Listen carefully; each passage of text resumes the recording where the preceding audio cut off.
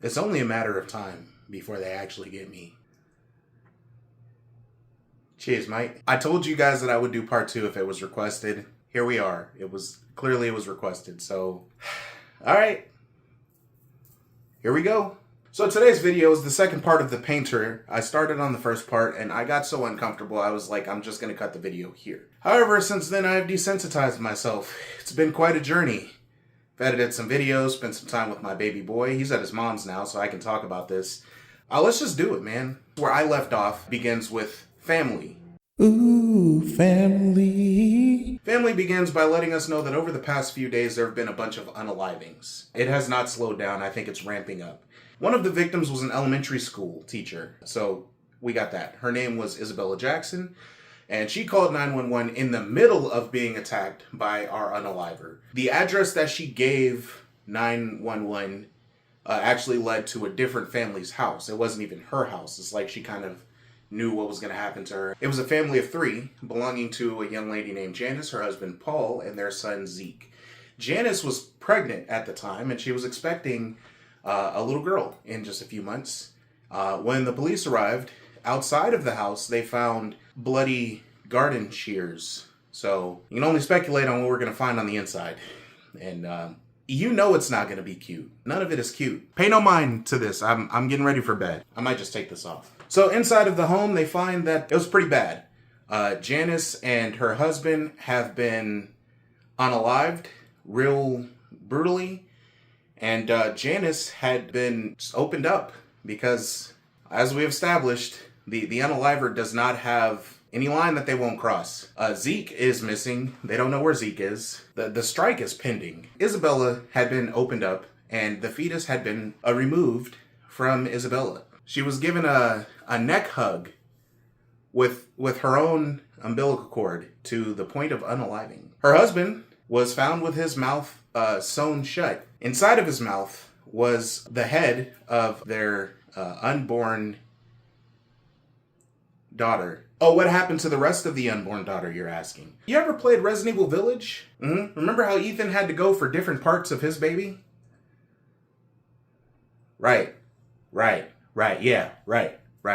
She was disassembled, and found in different parts of the house. And the husband unalived, or was no longer with us, due to asphyxiation on his own unborn baby's head. Let's go back to Isabella, who was actively being attacked. And at this point, she says, I think they unalived my husband. They being used, and that's not necessarily the unaliver's pronouns. We now discover that there is more than one unaliver. That's fun. While Isabella is on the phone with the police dispatch, the police dispatch said, okay, is there somewhere safe you can hide yourself? She goes, yes. I'm in the bathroom. I have the door locked. But they have power tools. And as she's on the phone, you can hear the power tools breaking down the door. Get here quick. As you can guess, she was unalived and in a brutal fashion using the power tools. Like right there on the phone with dispatch. So that's family. And, spending time with family can be a little rough. Okay. All right. Let me stop. So the next episode is called Meat. Ooh, meat. For those of you who remember the last video I did on this, I mentioned that there was a phone number that was to be called in order to report any information. Your call cannot be completed as dialed. Please check the number and dial again. 076. The fuck? T. Anyway, so Meat starts off with, the obligatory warning, this may be disturbing, and it follows someone named Fred. Now, again, remember, it's hard for me to keep up with who, because they're being introduced just to be unalived, but Fred lives at home with his cat. But the neighbors heard barking in Fred's house. We don't know what that was all about. Fred, I believe, if I'm not mistaken, is a pharmacist. That's going to be important later. Fred was found near a lot of medication in his house. He was also found laying in his bed, but he didn't have any skin on his head. So, I mean, at least he wasn't a skinhead. You know what I'm saying? It's in poor taste. Shame on you. There was a painting found of the cat. That's right, ladies and gentlemen. The unalivers, yeah. So very shortly after that, there was another body found of a man named George, and he was in his family home. And again, there was barking heard at the scene. I don't know what this barking has to do with any of this, because I've seen the entire series now, and a dog was never really an integral part of this, so I'm really not sure. But George did not have a face. He had a name though, but he didn't have a face. A sharp instrument entered into him gratuitously like 400 and something times. I mean, that's a lot. That's something personal. There were also traces of baby gravy in some of his wounds. There were also photographs inside of poor George. They're just tucked into him. The photos were of the unalivers. After that, we do have a young lady named Sasha Stone and her husband Michael. They were abducted from their home. The thing is, they were able to catch a little evidence here. And their evidence, because they had a little front camera on their porch, which if you guys have ever had a front camera on your porch and you caught something disturbing, you won't sleep for a few days. So check those cameras, but don't check those cameras. But they did catch the unalivers breaking into the house. Now, this is where people also were complaining. It was a little cartoony because, yes, you know, the unalivers, it looked like they were drawn or like AI. It just looks like some Acme Hour shit. I don't know if you guys remember Acme Hour. Am I too old? Am I too old? I feel like my blood sugar's dropping. I'm gonna go get some candy. I'll be right back. Ooh, hell. So hell starts off with the police are onto the unalivers. Their place of residence, I guess, if you will. They lead a team in there and they document everything that's found there. As you can imagine, it is unbelievably horrendous. There are remains of victims, known and unknown, just everywhere, man. It's disgusting. It stank. A whole bunch of just really gruesome stuff, man. And they could tell that someone's been living there. I mean, it's just really sick. While they were in this abandoned warehouse where the unalivers had all of their trophies, I guess, it felt like they were taking this as trophies. They had a bucket of dicks in there. There's not enough apple juice in the world. Like, okay, so it's a bucket that they found. What are you doing with a bucket of dicks? What are you doing with a bucket of dicks, man? What is that? I don't know. I'm just saying. That's just me. I don't get it. If I was a detective, I'm just letting you know, upon finally catching and arresting these people, my body cam would be off. I'm just gonna say that. If I'm bringing in a diddler or an unaliver who has done something to the children, the animals, or the elderly, just know that my body cam is off, Chief. I don't know how that happens, okay, Chief? Somehow, my body cam just turns off on its own when it knows that I'm bringing in a diddler, okay? I don't know how to explain it. It just happens. He said I did what? I beat him with the butt of my gun. Come on. You think I would do that? Chief, it's me, baby. It's me, it's Jackson, baby. There were paintings that were found, and a lot of them were unfinished. Some of them were brand new, and the police had no idea who these victims were. But at this point, we can safely say any painting that is found correlates to a victim. So the fact that they have found some that were unfinished, and they didn't know who the victim was, they didn't have any information on that, means that there are unalivings that have taken place that we have not found yet. There were people that were like sewn in the fetal position to each other, but like in a 6'9", can I say that on here? Each other's mouths sewn to the other's butthole. I'm just saying, we all eat booty every once in a while, but I mean, like permanently, I just wouldn't want to be found unalived, sewn to someone's booty, unless it's like Selma Hayek or Sanaa Lathan, which, you know, if you see this video, holla at me. Upon further inspection, the police come across a section of hell, it's being referred to, and it's on the wall written in what looks to be blood, possibly, welcome to hell. Once you've seen hell, you don't come back. Does that sound familiar? You guys remember Tina, our one survivor that got away? While she was giving an interview, she said that. She said, once you've seen hell, you don't come back. So, which leads the police to check on her, right? They want to do a wellness check because if we've seen this, and Williams over there, he's requesting a day off. Like, he's requesting time off after seeing that. Maybe we should check on the person who was brought down here as a victim. Upon going to check on her, because now she lives with her mother, who is now her caretaker, and remember, she had her feet and arms removed from her. Upon arriving at her mother's home, the officer that was closest to the scene and responded first discovered that the mother had been dismembered in the kitchen. And you could hear screaming coming from the back room. So the officer's body cam footage shows him very valiantly, by the way, this is like the one time I have something good to say about the police, very valiantly running into the back room and catching the unalivers, yes, 2 of them, in the act.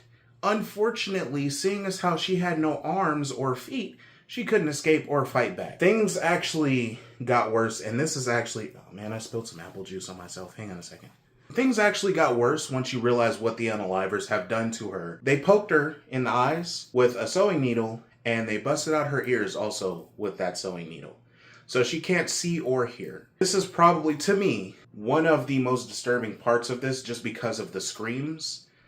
So I would recommend, if you made it this far, I mean, I guess you can see anything, man, and hats off to you. The officer sees one of the unalivers take off running at him, and the officer unalived him with the Scooty Bob, is what I like to call it. I also like to call it the onion, because I gotta pull it out and get to chop, and you're gonna start crying. And that's why we call it the onion. Feel free to use that. Be delivered. The other unaliver, she just raises her hand. She's just there. She's like, you got me. I'll cooperate. And she was very cooperative with the police. And they take her in. Now, the part that bothers me, and it was really hard for me to sit there and listen to it, poor Tina, she continued screaming. And it said for the next 20 minutes as the ambulance and everyone came to get her out of there, due to the fact that she couldn't see or hear. So she had no idea she was being rescued. Damn, Tina. In Tina's mind, the unalivers were just messing, just toying with her. Because, again, she can't see or hear. So she has no idea that an officer came to her rescue. She has no idea that one of the unalivers is down and the other is now under arrest.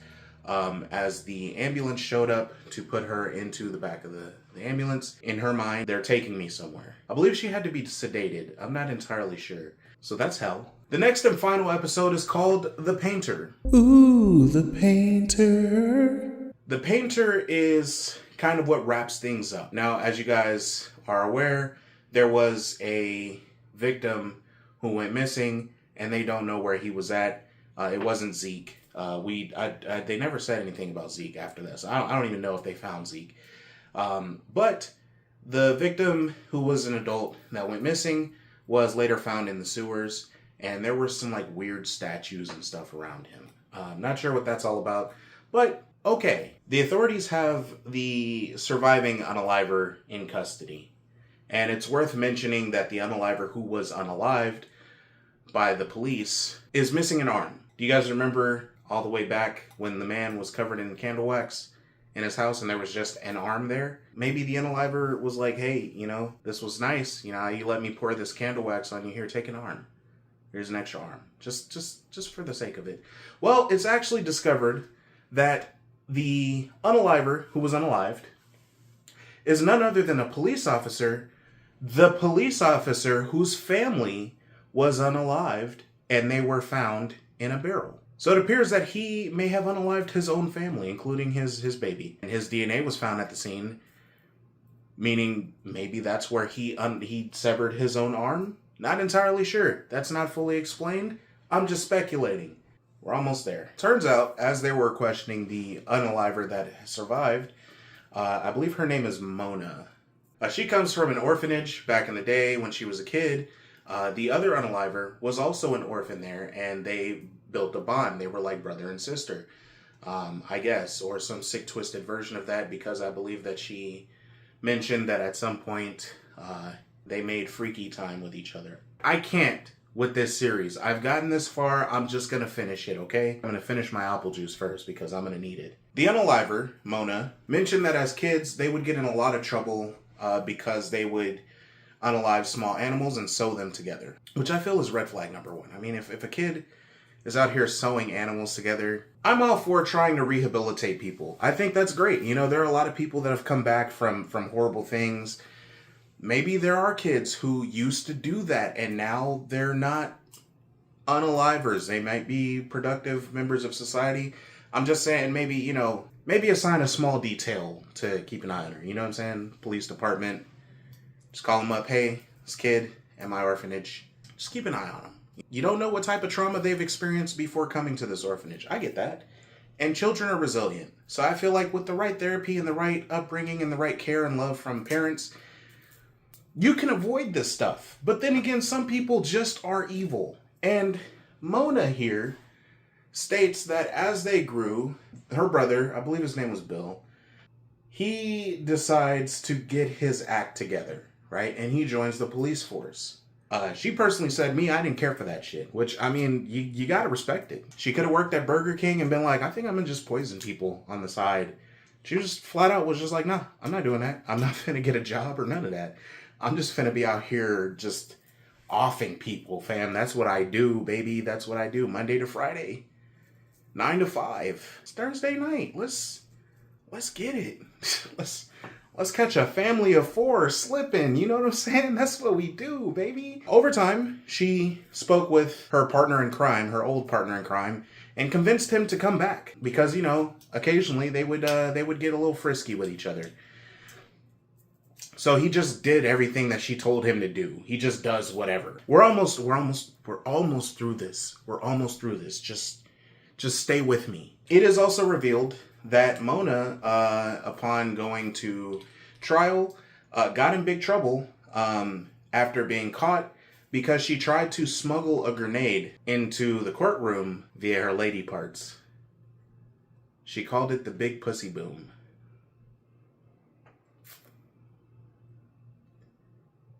That's what we doing? That's what we doing? Am I too deep in the trenches, or is that like, I don't know. I mean, she's not cute at all. Jesus Christ, if you guys see her, you'd be like, ugh. But I'm just saying, you shoved a grenade in that thing? What else you putting up there? You nasty. And I like that. I've been out here, and I need to stop. I've been out here way too long. I need to stop. I do. Jesus. Yeah, officer? Mm-hmm. Yeah, she's in here.